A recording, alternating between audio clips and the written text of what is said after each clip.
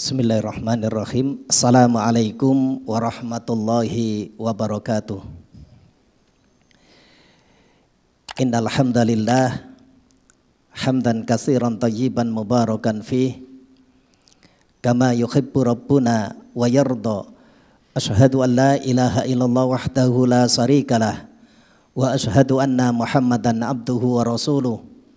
Allahumma salli wa sallim wa barik ala Muhammadin wa ala alihi wa sahbihi wa man tabi'ahum bi ihsanin ila yaumiddin.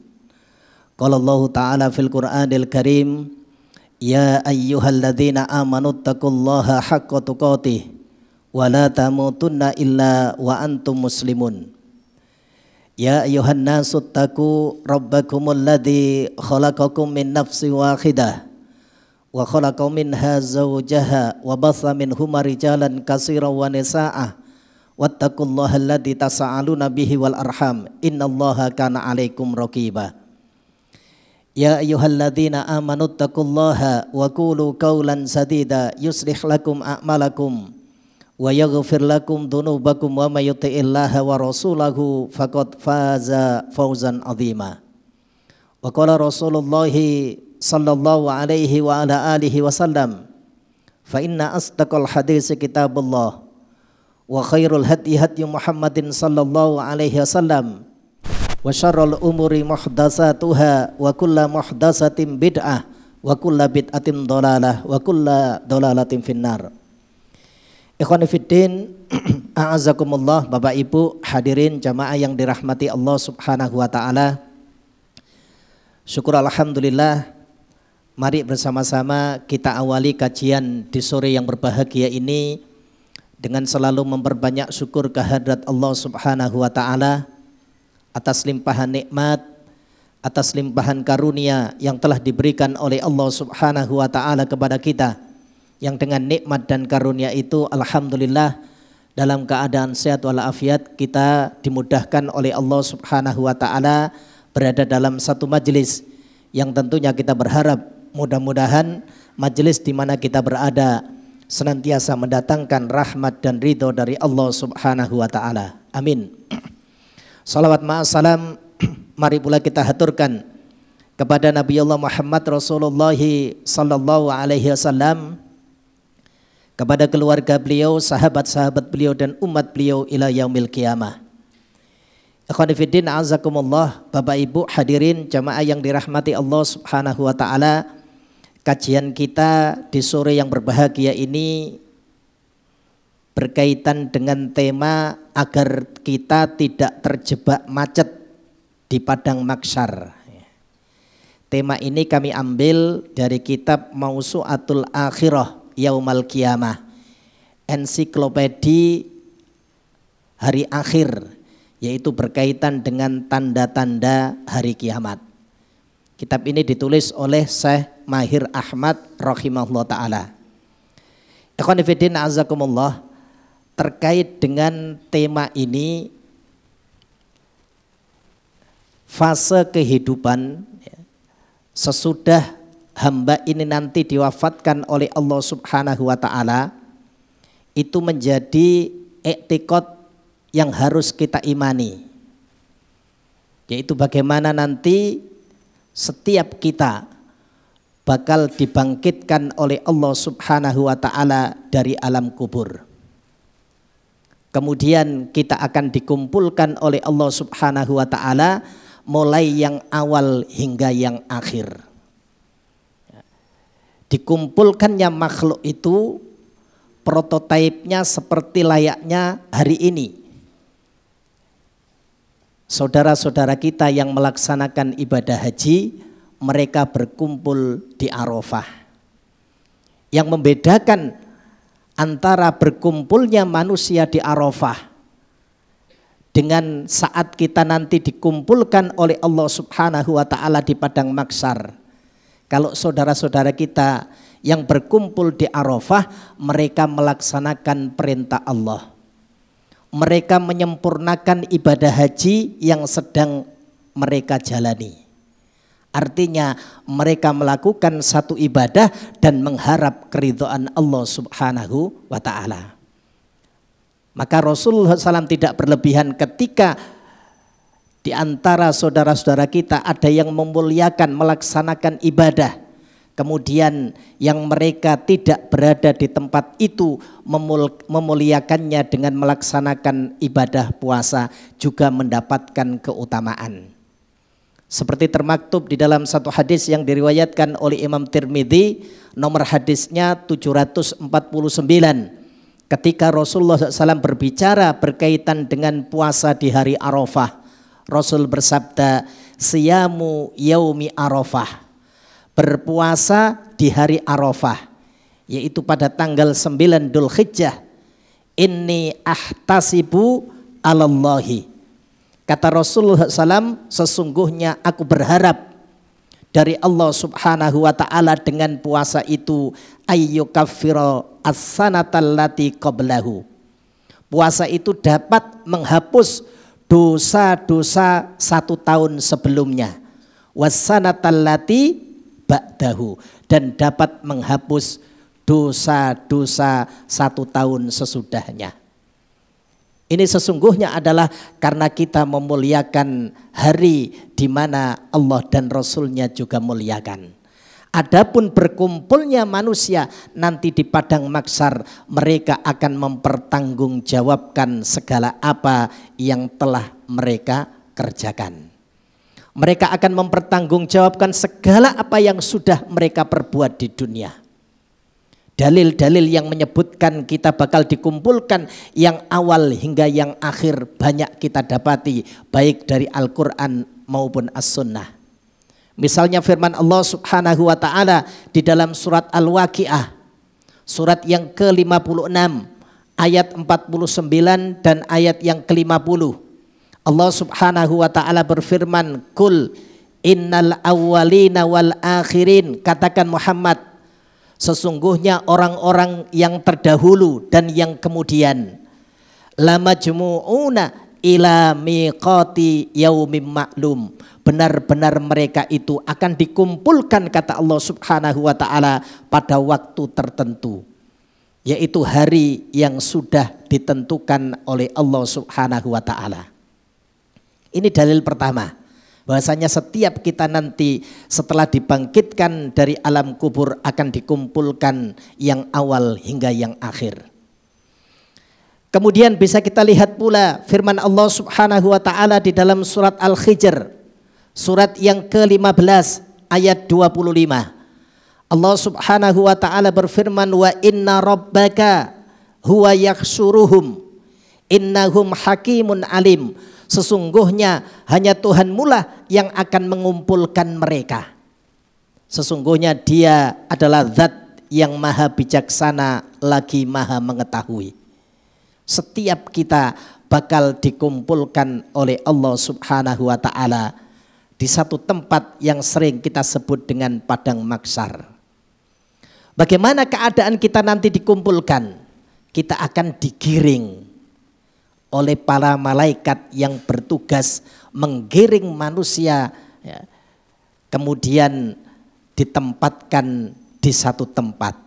Allah sebutkan misalnya di dalam surat Qaf, surat 50 ayat 19 sampai ayat 22. Allah Subhanahu wa ta'ala berfirman, wajaat sakratul mauti bil haqqi, kata Allah Subhanahu wa ta'ala, datanglah sakaratul maut dengan sebenar-benarnya. Satu keadaan yang kadang-kadang kita lupa dengan hal tersebut. Keadaan yang disebutkan oleh Rasulullah, sakaratul maut itu adalah perkara yang amat besar karena saking luar biasa beratnya. Fatimah radhiyallahu anha ketika menyaksikan Rasulullah SAW menghadapi sakaratul maut, beliau mengatakan, duhai, begitu beratnya keadaan yang engkau alami wahai ayahku. Itu Rasulullah sallallahu alaihi wasallam. Bagaimana dengan keadaan kita?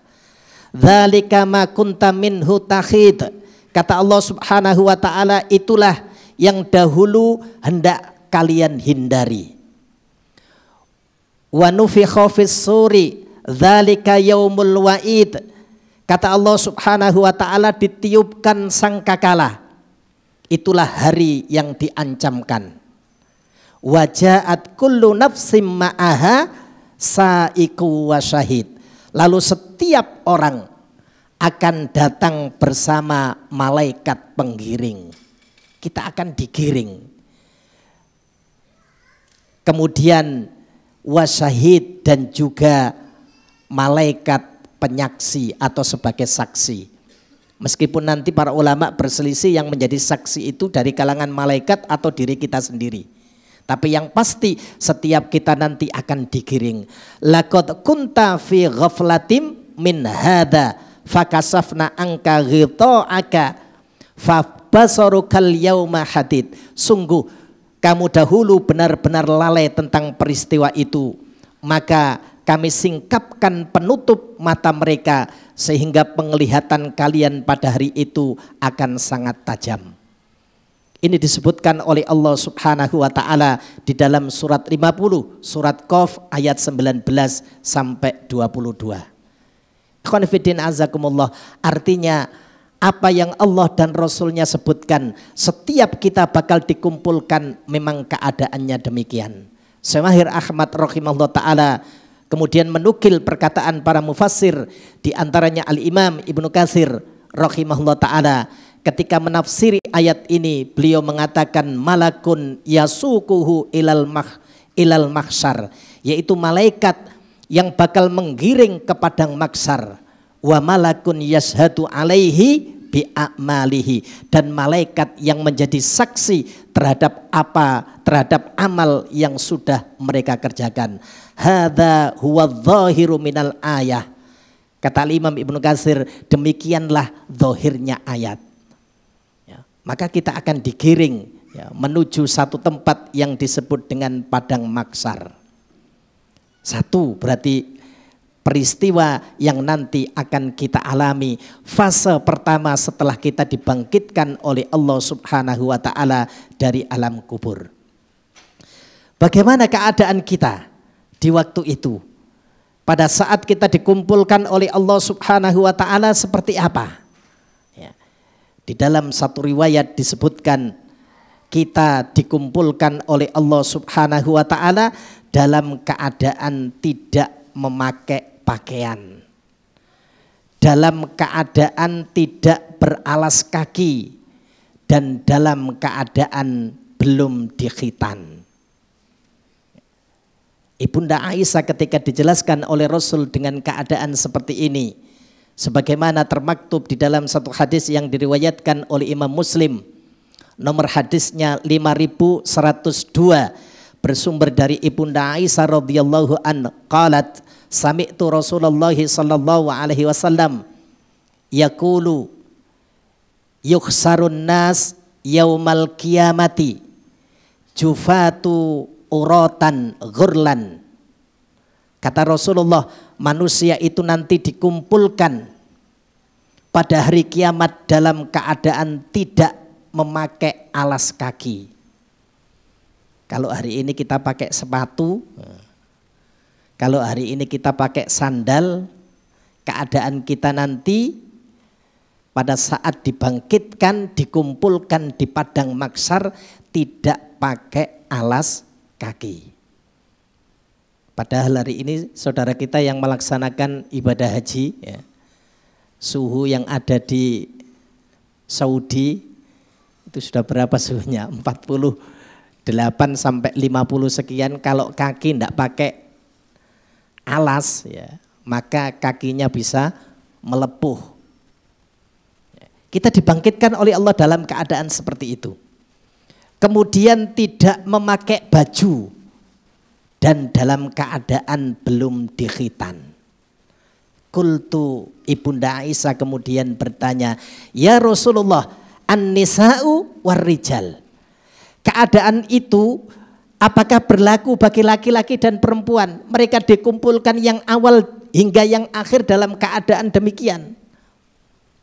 Yang duru ba'duhum ila ba'din, apakah satu dengan yang lain tidak saling melihat ya Rasulullah?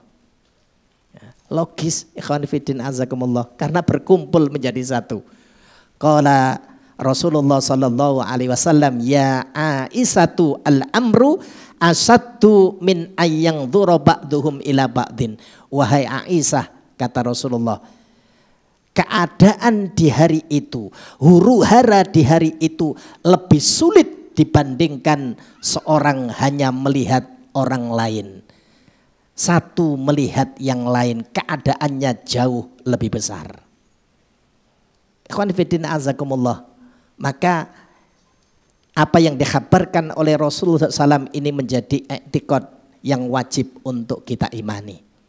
Meskipun nanti pada akhirnya ketika kita dibangkitkan dalam keadaan tidak memakai pakaian, dalam keadaan tidak beralas kaki, kemudian Allah Subhanahu wa ta'ala pada akhirnya akan memberikan pakaian kepada kita. Manusia pertama yang diberikan pakaian adalah Nabiullah Ibrahim alaihissalam. Rasulullah SAW bersabda, sebagaimana diceritakan oleh sahabat Abdullah bin Abbas. Qala, dia berkata, khotoban Nabi sallallahu alaihi wasallam, adalah Rasulullah sallallahu alaihi wasallam berkhutbah. Khutbahnya Rasul, innakum makhsuruna ilallahi jufatan uratan ghurlan.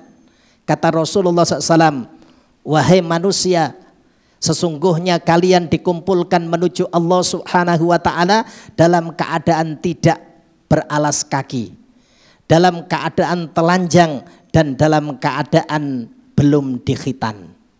Rasul kemudian membacakan firman Allah Subhanahu wa ta'ala di dalam surat Al-Anbiya, surat yang ke-21 ayat 104. Allah Subhanahu wa ta'ala berfirman, kama bada'na awwala khalqin nu'iduhu wa'dan alaina inna kunna fa'ilin. Kata Allah Subhanahu wa ta'ala, sebagaimana kami dahulu memulai penciptaan kalian. Kita diciptakan oleh Allah Subhanahu wa ta'ala, dilahirkan oleh Allah Subhanahu wa ta'ala, lahir dari rahim ibu kita dalam keadaan tidak memakai apa-apa. Maka itu akan dikembalikan oleh Allah Subhanahu wa ta'ala ketika kita dibangkitkan dari alam kubur. Summa inna awwala mayyuksa yaumal qiyamah. Kata Rasulullah, kemudian orang pertama yang diberikan pakaian pada hari kiamat, kata Rasulullah, Ibrahim, yaitu Nabiullah Ibrahim alaihissalam. Kemudian baru yang lain. Artinya saat itu yang paling mulia, yang paling dimuliakan oleh Allah Subhanahu wa ta'ala di antara hamba-hambanya adalah kekasih Allah, yaitu Nabiullah Ibrahim, kemudian Nabi kita Muhammad Rasulullah sallallahu alaihi wasallam. Ini keadaan kedua. Maka ini kita jadikan sebagai satu pengingat. Ya. Hari ini barangkali kita mudah untuk memakai pakaian, tapi jangan lupa kita nanti menghadap Allah Subhanahu wa ta'ala, menuju Allah Subhanahu wa ta'ala dalam keadaan tidak berpakaian. Kemudian kita diberikan pakaian oleh Allah. Bagaimana pakaian yang kita kenakan nanti? Sahabat Abu Sa'id Al-Khudri meriwayatkan pakaian yang kita pakai nanti adalah pakaian yang kita pakai tatkala kita meninggal. Riwayat satu menyebutkan demikian. Sebagaimana disebutkan di dalam riwayat Imam Abu Dawud, nomor hadisnya 2707. Dan hadis ini disahihkan oleh Sa'albani rahimahullah ta'ala, bersumber dari sahabat Abu Sa'id Al-Khudri, annahu lamma khadarahul maut da'a bisiyabin jududin fala bisaha. Summa qal sami'tu Rasulullah sallallahu alaihi wasallam yaqul innal mayyita yub'asu fi siyabihil lati yamutu fiha. Kata sahabat Abu Sa'id Al-Khudri, tatkala ia mendekati kematian, ia meminta pakaian yang baru. Lalu pakaian itu dipakainya. Seraya dia mengatakan, aku mendengar Rasulullah SAW bersabda, sesungguhnya orang yang meninggal akan dibangkitkan dengan memakai pakaian yang ia pakai tatkala dia meninggal, yaitu kain kafan yang digunakan pada saat jenazah itu meninggal. Karena itu sahabat yang lain diantaranya sahabat Mu'adz bin Jabal, ketika orang tua beliau, ibunya itu meninggal, beliau meminta kain kafan yang baru untuk mengkafani ibunya. Beliau mengatakan, perbaguslah kafan kalian karena sesungguhnya mereka akan dibangkitkan dengan memakai pakaian itu. Jadi pakaian kita, ikhwan fillah azakumullah, adalah kain kafan yang kita kenakan. Riwayat yang lain kemudian menyebutkan, hamba itu nanti dibangkitkan dalam keadaan sebagaimana dia meninggal.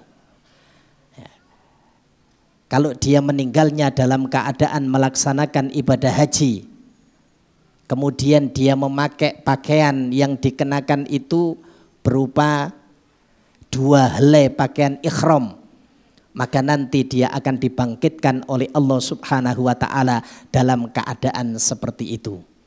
Bahkan Rasul menyebutkan, fa innahu yub'atsu yaumal qiyamah mulabbiyan, mereka akan dibangkitkan dalam keadaan bertalbiyah. Nah, pertanyaannya, Ustaz, bagaimana dengan orang-orang ghairul Islam yang mereka itu dikuburkan dalam keadaan memakai jas, memakai sepatu? Apa ndak lebih enak? Ikhwan fillah azakumullah, ternyata dalilnya menyebutkan di hari itu, peristiwa-peristiwa di hari itu justru akan menyesakkan bagi mereka yang pakai jas kira-kira. Karena matahari didekatkan oleh Allah Subhanahu wa ta'ala sangat dekat. Jadi itu yang disebutkan oleh Syekh Mahir Ahmad, beberapa peristiwa yang bakal terjadi di padang mahsyar. Jadi setelah kita dibangkitkan oleh Allah nanti ada beberapa peristiwa yang terjadi. Peristiwa yang pertama diantaranya kita digiring untuk menuju ke satu tempat sebagaimana kita sebutkan di awal tadi.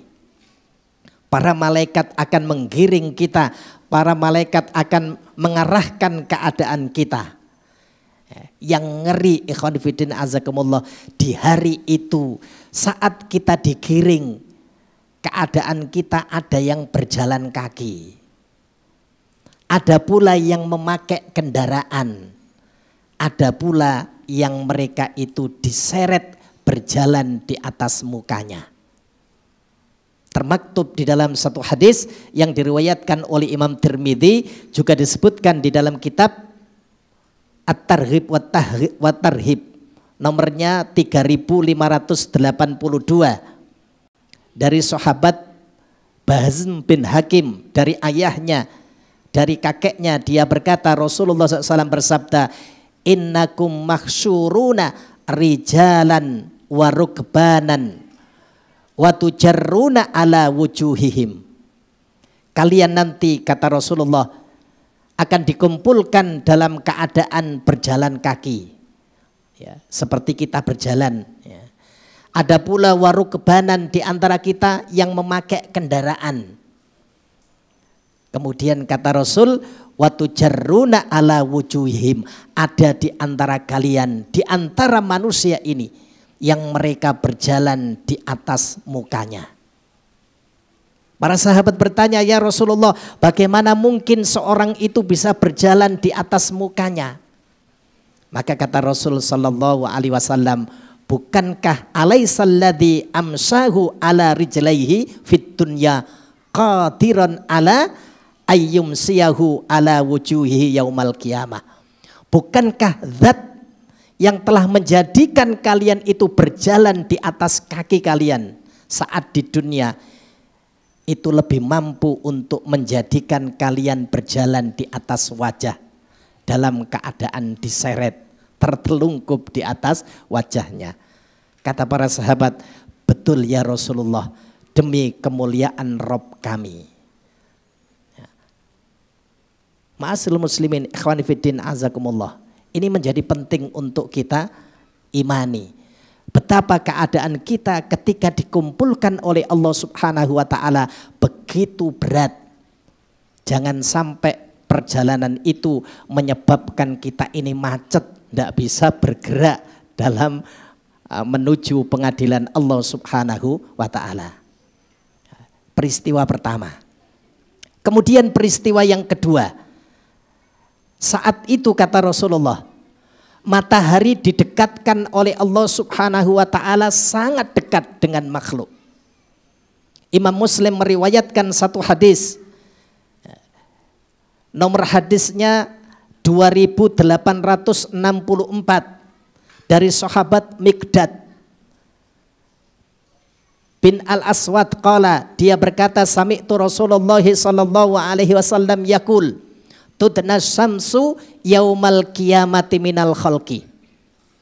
Rasul sampaikan, didekatkan matahari yaumal qiyamah, pada hari kiamat, minal khalqi, kepada makhluk. Hatta takuna minhum kamikdarin milin wa fi riwayati au milaini. Saking dekatnya matahari itu kira-kira jaraknya 1 mil atau 2 mil. Perawi hadis ini Sulaim bin Amir, dia mengatakan, fawallahi ma adri ma yakni bimil ama safatal ardi amil mili allati tukhtahalu bihi al-ain. Aku tidak mengetahui yang dimaksud oleh Rasul mil itu apa. Apakah perjalanan di bumi atau jarak di antara kedua mata. Maka kemudian Rasul lanjutkan, fayakunun nasu ala qadri a'malihim fil aroki. Manusia itu nanti akan berkeringat sesuai dengan amalnya masing-masing. Anggap ikhwan fillah azakumullah, mil yang dimaksud oleh Rasulullah itu perjalanan di bumi. 1 mil itu kira-kira 1 kilo 600 meter. Berarti kalau tempat kita ini ya kira-kira sampai jalan Brawijaya. Jadi 1,5 kilo. 1 kilo lebih 600 meter. Matahari sangat dekat. Syekh Utsaimin menyebutkan keadaan di waktu itu manusia dijadikan, makhluk ini dijadikan kuat untuk menerima panasnya matahari di waktu itu. Sebagai azab bagi mereka yang durhaka kepada Allah Subhanahu wa ta'ala. Matahari kita sekarang ya, kita berada di galaksi yang disebut dengan galaksi Bima Sakti ya. Bumi dengan matahari itu kurang lebih 150 juta kilometer. 150 juta kilometer, berarti kurang lebih nolnya berapa itu ya.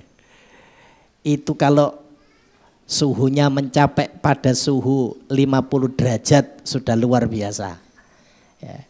Di India itu sempat berapa derajat itu banyak yang meninggal karena panasnya matahari. Bagaimana keadaan kita ketika matahari itu begitu dekat? Maka Rasul sampaikan, manusia akan berkeringat tergantung dengan amalnya masing-masing. Faminhum mayyakunu ila ka'baihi. Ada di antara manusia itu yang berkeringat hingga mata kakinya. Wa minhum mayyakunu ila rukbataihi. Ada di antara manusia yang berkeringat hingga lututnya. Wa minhum mayyakunu ila hakwaihi. Ada di antara manusia yang berkeringat hingga pusarnya. Wa minhum mayyuljimuhu al-araku iljaman. Ada di antara manusia itu keringat itu sampai menenggelamkan dirinya. Rasul memegang lisannya, memberikan isyarat kalau orang ini tenggelam oleh keringatnya. Ini keadaan kedua, ikhwan fillah azakumullah. Bagaimana kita dikumpulkan oleh Allah Subhanahu wa ta'ala dalam keadaan mempertanggungjawabkan segala apa yang sudah kita perbuat. Kemudian peristiwa yang ketiga, keadaan yang ketiga, dalam kondisi yang luar biasa beratnya itu, Rasul sampaikan ada golongan dari kalangan manusia ini yang mendapatkan naungan dari Allah Subhanahu wa ta'ala. Kondisi yang panas luar biasa, kondisi di mana tidak ada seorang pun yang sanggup untuk menghadapinya. Ada golongan yang mendapatkan naungan dari Allah Subhanahu wa ta'ala di saat tidak ada naungan kecuali mereka. Beberapa golongan yang melakukan amal ini akan mendapatkan perlindungan. Sebagaimana disebutkan di dalam satu hadis yang diriwayatkan oleh Imam Bukhari, juga diriwayatkan oleh Imam Muslim, nomor hadisnya 1031, bersumber dari sahabat Abu Hurairah radhiyallahu anhu qala Rasulullah sallallahu alaihi wasallam, sab'atun yudhilluhumullah fi dhilli yauma la dhilla illa dhillu. Kata Rasulullah SAW, ada 7 golongan manusia yang mendapatkan naungan Allah. Di hari tidak ada naungan kecuali dari Allah Subhanahu wa ta'ala. Pertama kata Rasul, al-imamul adil. Yaitu para imam, para pemimpin yang adil. Yang melaksanakan amanah Allah Subhanahu wa ta'ala berupa kepemimpinan. Maka setiap kita yang kebetulan dijadikan oleh Allah Subhanahu wa ta'ala diberikan amanah kepemimpinan, jika mampu melaksanakan, jika mampu menunaikan amanah tersebut, fa insyaallah kita termasuk golongan ini. Imam yang adil, seorang pemimpin yang adil. Kemudian yang kedua kata Rasul, wasyabun nasa'a bi ibadatillah. Golongan yang kedua kata Rasulullah, pemuda yang tumbuh dalam keadaan beribadah kepada Allah Subhanahu wa ta'ala. Hari-harinya digunakan untuk berbakti kepada Allah Subhanahu wa ta'ala. Maka golongan yang kedua ini pun mendapatkan naungan. Di saat seluruh manusia menghadapi kesengsaraan karena dikumpulkan di hari maksar, di padang maksar, golongan yang kedua ini mendapatkan naungan. Kemudian yang ketiga, warajulun qalbahu mu'allakun fil masajid. Golongan yang ketiga kata Rasulullah, seorang laki-laki yang hatinya selalu terikat. Seorang laki-laki yang hatinya selalu terpaut dengan masjid. Masya Allah, kehidupannya senantiasa dijadikan untuk taat kepada Allah Subhanahu wa ta'ala. Menyelesaikan kewajiban yang Allah perintahkan, dia rindu untuk hadir kembali melaksanakan yang berikutnya. Ini golongan yang ketiga. Kemudian golongan yang keempat, warajulani tahabba fillah ijtama'a alaihi wa tafarraqa alaihi. 2 orang kata Rasulullah yang saling mencintai, berkumpul karena Allah, berpisah karena Allah. Bahkan di dalam riwayat yang lain dipanggil oleh Allah Subhanahu wa ta'ala. Pada hari kiamat itu nanti mereka yang saling mencintai karena Allah Subhanahu wa ta'ala dipanggil. Mana hamba-hambaku yang dulu mereka itu mencintai karena Allah Subhanahu wa ta'ala. Kecintaan karena diikat dengan agama Allah Subhanahu wa ta'ala, khusus mendapatkan panggilan. Ya. Jadi riwayat yang lain menyebutkan demikian. Ya.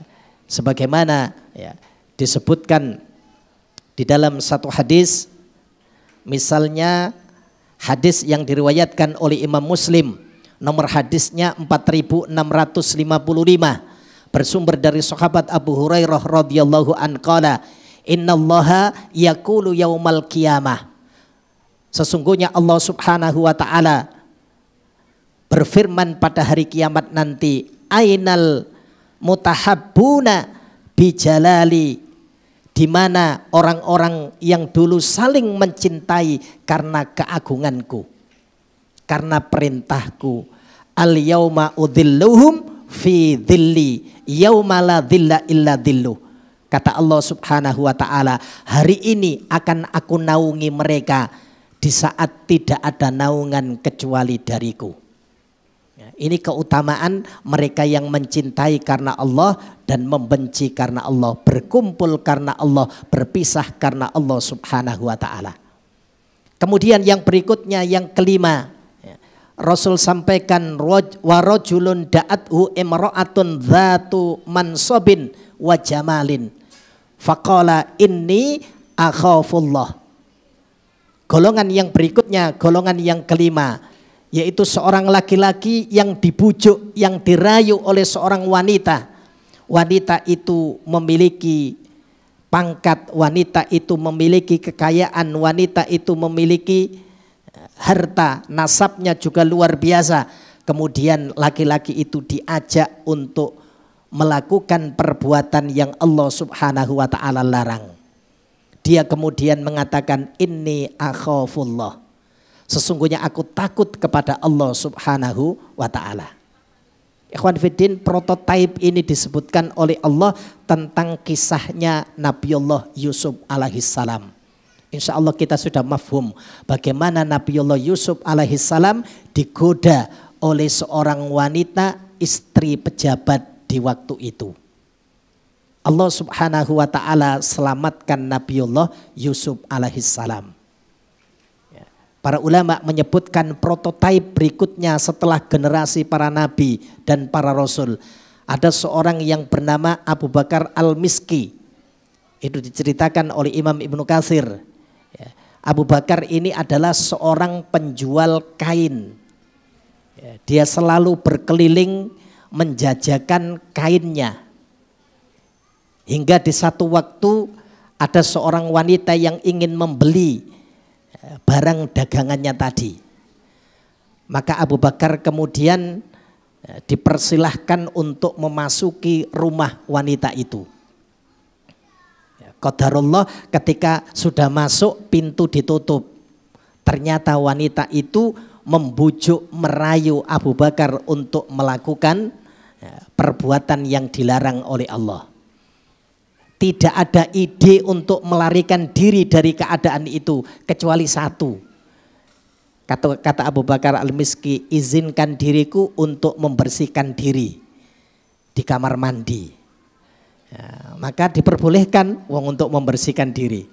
Sampai di kamar mandi, ya, Afwan, dia mengeluarkan kotoran. Kotoran itu dilumurkan di seluruh tubuhnya.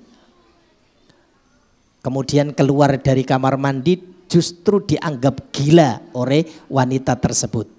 Bagaimana mungkin seorang diberikan sesuatu yang enak justru memilih yang tidak enak.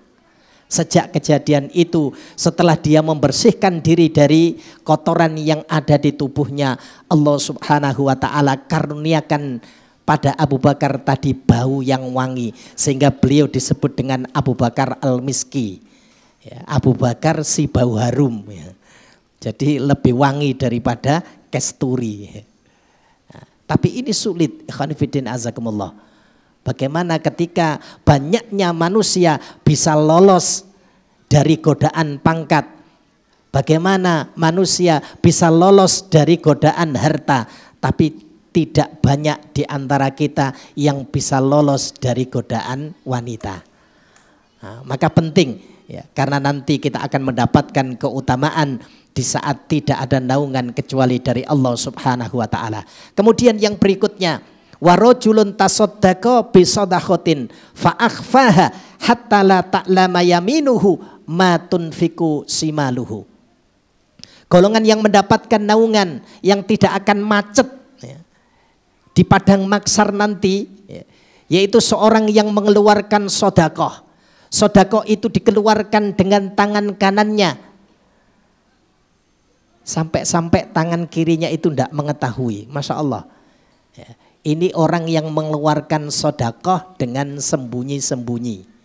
Meskipun boleh infak dan sedekah itu kita nyatakan, ya, boleh selama kita mampu menjaga dari hal yang bisa membatalkan sedekah yang kita keluarkan.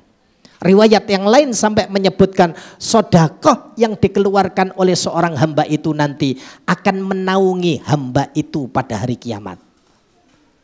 Maka kalau ada kesempatan seperti ini, ikhwan fillah azakumullah, hendaknya senantiasa kita manfaatkan sehingga betul-betul nanti kita termasuk hamba yang tidak akan menghadapi kemacetan pada hari di mana manusia itu dikumpulkan oleh Allah setelah hari berbangkit.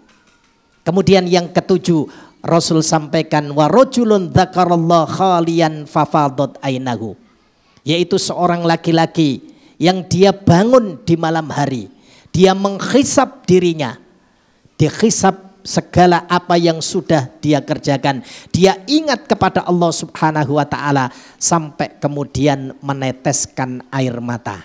Air mata inilah nanti yang bakal menjadi saksi di hadapan Allah Subhanahu wa taala. Itu 7 golongan, ikhwan fillah azakumullah. Kemudian disebutkan oleh Syekh Mahir Ahmad golongan yang lain yang nanti bakal mendapatkan pertolongan, tidak akan macet. Mereka orang-orang yang memudahkan saudaranya ketika saudaranya itu memiliki hutang. Jadi orang yang memberikan kelonggaran kepada orang lain ketika saudaranya itu memiliki hutang, sebagaimana disebutkan oleh Rasulullah di dalam hadis yang diriwayatkan oleh Imam Tirmidzi, nomor hadisnya 1227.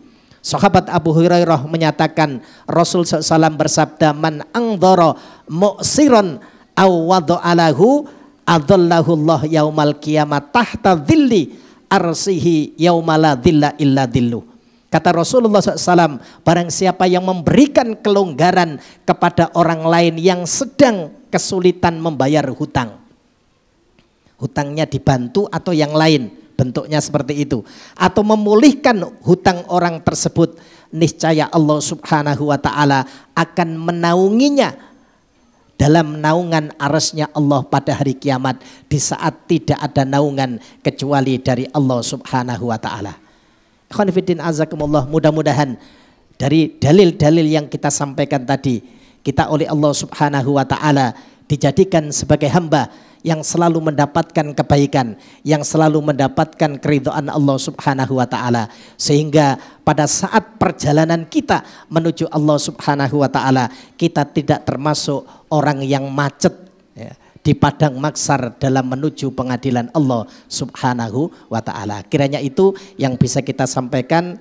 Terakhir, ikhwan fillah azakumullah, ini ada titipan dari Muhsinin ya, ini tadi disampaikan oleh Pak Anto ya, meminta supaya keluarganya mendapatkan kemudahan ya, didoakan ya. Tentunya ya, kita juga berdoa untuk Bapak Ibu sekalian yang hadir di majelis ini, di hari yang mulia ini, di hari bagaimana Allah Subhanahu wa taala akan mengampuni dosa-dosa hamba-hambanya 1 tahun yang lalu dan 1 tahun yang akan datang ketika dia melaksanakan puasa di hari Arafah.